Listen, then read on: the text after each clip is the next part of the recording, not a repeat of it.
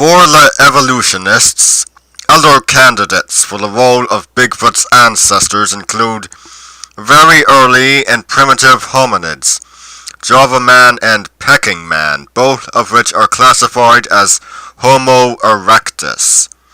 Fossil evidence found at a famous anthropological site, the caves of Chukutian in China, indicated pecking man lived in a cool climate, heavily forested with conifers and other trees, very similar to the North American forests where Bigfoot now may walk.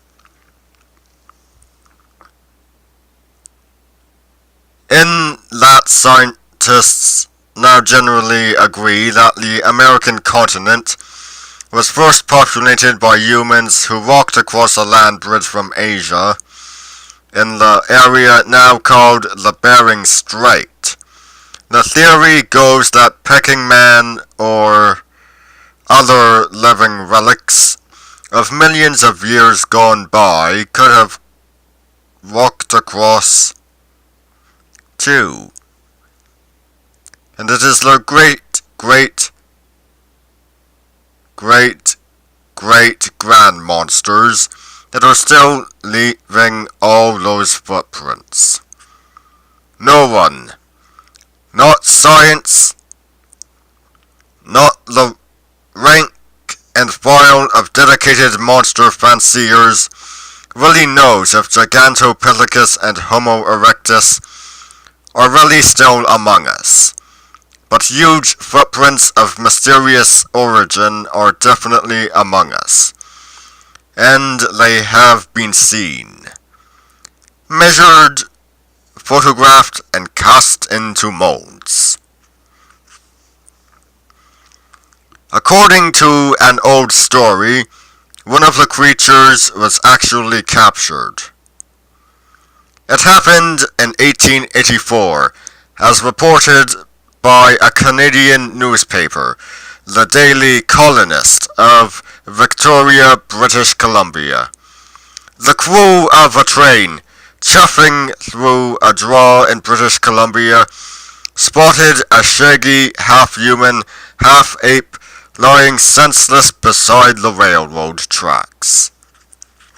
It had apparently slipped and fallen from the top of the draw. As they approached it, the creature began to regain its senses and try to get up.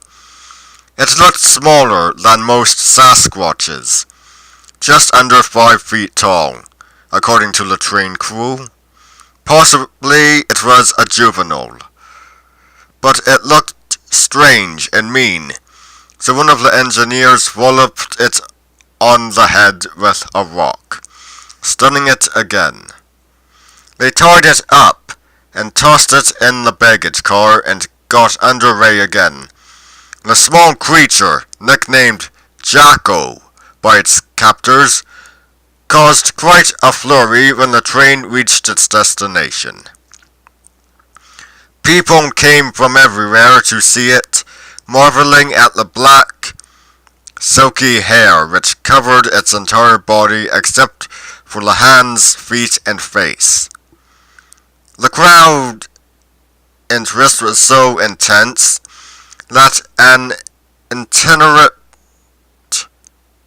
showman named George Tilbury was prompted to make a fast money offer for Jacko.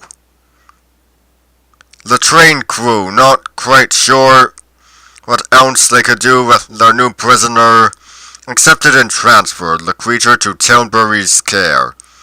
Science's first known possible chance for a close examination of the Sasquatch vanished over the horizon as Tilbury set off for a show business tour of the Old West.